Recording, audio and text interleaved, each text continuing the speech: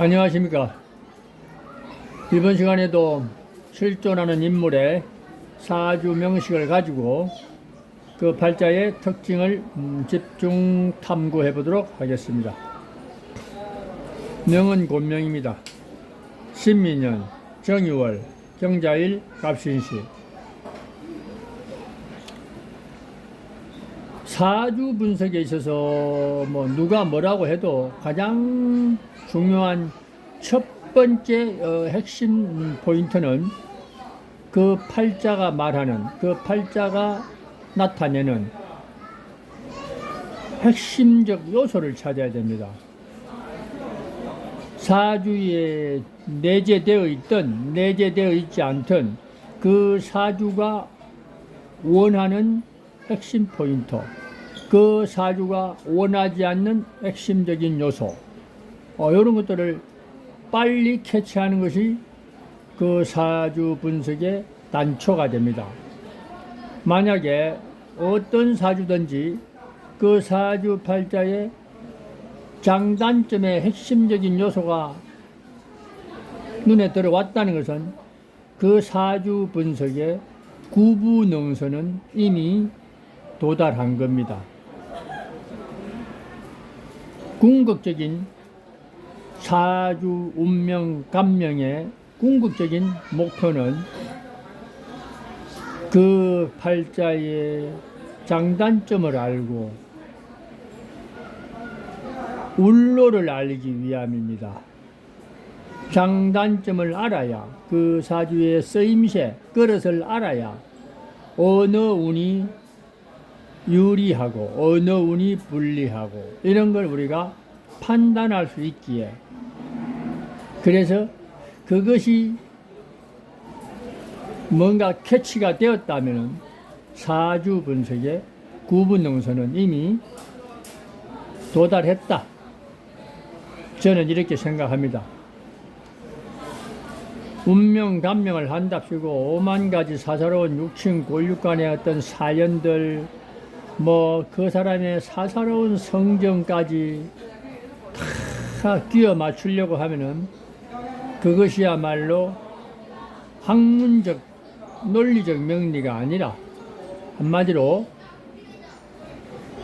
미신적, 또 그 현실적이지 못한 어떤 그런 딜레마에 빠질 수가 있습니다.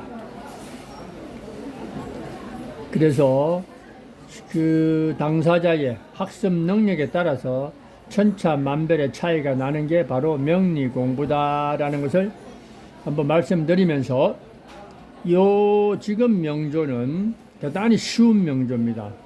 아주 그냥 한눈에 들어오는 초보자도 금방 알 수 있는 명조니까 그 신뢰를 가지고 한번 되새겨 보도록 하겠습니다. 자, 신미, 정유, 경자, 갑신 해버리면은 경금이라는 인물이 음력 8월 유달에 태어나고 지지에는 미, 유, 자, 신을 쭉 배치하고 깔고 앉았고, 그 다음에 천간에도 급제라고 하는 신금이 대두되어 있고, 또 정관이라고 하는 정화도 대두되어 있고, 저 시간에 편제라고 하는 간목도 나타나 있다. 이렇게 짜여진 구성 상태. 한마디로 경금이 대단히 우리 흔히 말하는 양인절에 태어나고 급제죠. 금왕절에 태어났다고 이렇게 이해하면 됩니다. 양인이니 어쩌니 걸록이니 이런데 매달릴 필요가 전혀 없습니다.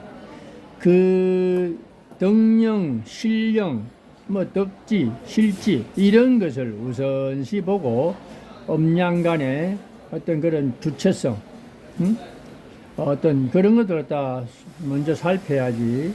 그저 신살이나 얼른 자유, 기문, 파살이 들었다, 양인격이다 이런데 매달리면은 사주 분석의 한계에 부딪히게 되어 있습니다.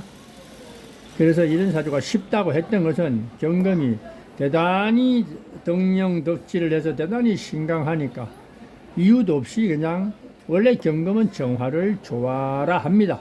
그런데 꼭 또 필요한 경우가 있고 그다지 필요치 않은 경우가 있습니다. 어떤 경우에 그다지 쓰임새가 좋지 않냐 하면은 정화가라 경금이 춘절이나 하월 중에서도 5월 정도에 이렇게 태어나면은 정화의 쓰임새가 그다지 그렇게 뭔가 용이하다고 볼 수는 없습니다.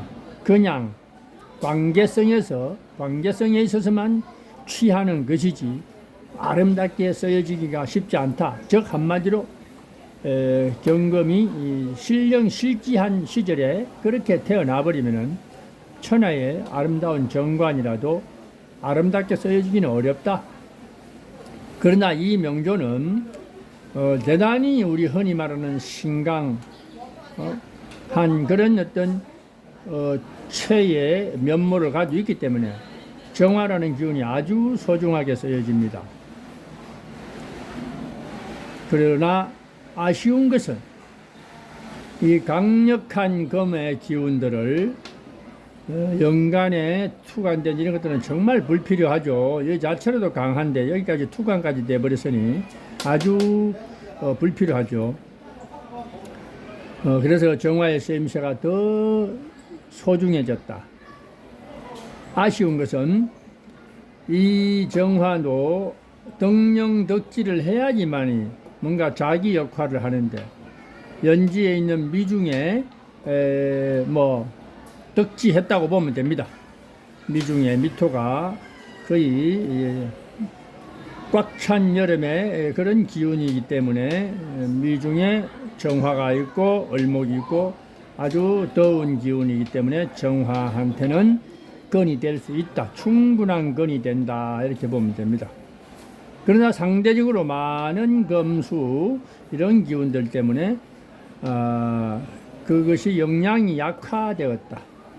멀리 있는 간목이 아주 소중하게 쓰이죠. 목생화를 해서 정화에 어떤 힘을 실어줘야 되는데 그것 또한 또 절지에 앉아있고 또 경금으로부터 뭔가 건너뛰어 있기 때문에 정화 옆에 이런 데 첩신이야 간목이 요 자리에 있어야지 아주 소중하게 쓰이는데 그 쓰임새가 약화되었다. 하지만 가치는 그나마도 지푸라기라도 잡는 심정으로 정화 입장에서는 소중하게 쓰여진다. 이렇게 생각하시면 됩니다. 그래서 타고난 근본 바탕은 그런 어떤 핵심적인 포인트가 대두되어 있기 때문에 그래서 이 주인공이 뭔가 기본적인 역량 또 소신 또 능력 또 주체성 독립성 상당히 좋습니다. 그러나 좀 더 진정 발복을 하기 위해서는 운에서라도 화운이 오고 화운이 오지 않으면은 간목의 운이라든가 아니면은 토도 미술토 조토라도 어찌됐든 양기가 좀 더 운에서 와줘야지만이 이 주인공은 이 선천적인 어떤 강한 경금의 기질을 발휘할 수 있는 그런 환경이 주어지는데 운에서 좀 더 관을 돕는 그런 운이 오지 않는다면은 뭔가 발복에는 한계가 있다. 이렇게 보면 되겠습니다. 그래서 대운을 살펴본 적 무술대운 초년은 이거는 토라도 토생금을 하는 인자는 아닙니다. 이 무토, 술토다 건토, 조토기 때문에 오히려 화기를 그래도 보존시켜주는 그런 역할도 일정 부분 50%는 한다. 이렇게 보면 되겠습니다. 그러나 이제 기해, 경자, 신축까지는 여기까지 전부 다 해자축, 북방수운 이 주인공이 만약에 이런 관성, 재성이 없이 식상이 대두되어 있어서 강력하게 대두되었다면 식상도 잘 쓸 수 있는 구조입니다. 왜 그러냐 하면은 경금이 한겨울에 자축을에 태어난 그런 경우라면은 해자축이라면은 식상을 용이하게 쓰기가 쉽지 않은데 이 신유술월의 경금이라면은 관을 용하지 않으면 식상을 강력하게 용할 수 있습니다. 그러나 이 명조는 이미 관성이 핵심 포인트로 자리를 잡았기 때문에 운에서도 재관운이 와서 관성을 돕는 운이 와야지만이 발복을 할 수가 있다. 그러나 운에서 인생 전반에 해자, 축의 기해, 경자, 신축, 천간까지도 다시 금운이 도래하고 식상운이 도래했기 때문에 타고난 근본 그 썩어도 준치라고 기본 바탕은 그나마 잘 짜여졌기 때문에 요것으로 유지해 가는 것이지 운의 덕은 볼 수는 없다. 운은 오히려 민폐다 이렇게 보면 되겠습니다. 그래서 대운상으로는 이러하니까 젊은 시절에 뭔가 운덕은 울로의 덕은 보기 어렵고 때때로 다가오는 소운, 대운은 아니지만은 또 소운, 대운 10년 중에 소운, 임묘진 사오미, 특히 사오미 운, 요런 운에 순간순간 기회를 엿보고 어떤 발복의 기회를, 찬스를 잡는 것이 삶의 지혜가 될 것이다 이렇게 생각하면 됩니다. 그러나 우리가 운칠기삼이라는 말이 있어서 어떤 이들은 대운이 운이 더 중요하다고 하고 또 어떤 이들은 무슨 소리냐, 근본 바탕이 잘 짜여져야지만이 그것이 운도 받아먹는 것이다. 다 맞는 말입니다.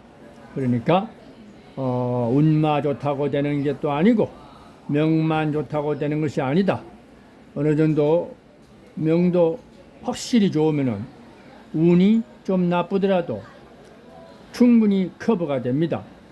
그러나 명이 나빠버리면은 운이 좋아도 온전하게 완성되기는 어렵습니다. 어느 정도 운에서 적어도 80%의 완성도가 있어. 20, 30%의 미비한 점이 운에서 왔을 적에는 대단히 효과가 크지만도 명조 자체에서 40, 50%의 그런 미미한 완성도를 가지고 좋은 운이 왔을 적에 많은 어떤 행운을 기대하기는 어렵다라는 것을 한번 임상 경험에서 스스로 체득을 해야지 운이 좋아야 좋다, 명이 좋아야 좋다 이런 논리는 다 맞는 논리니까 극단적으로 어느 한쪽으로 치우쳐지는 것은 있을 수가 없는 일이다 이런 것을 한번 말씀드려 봅니다.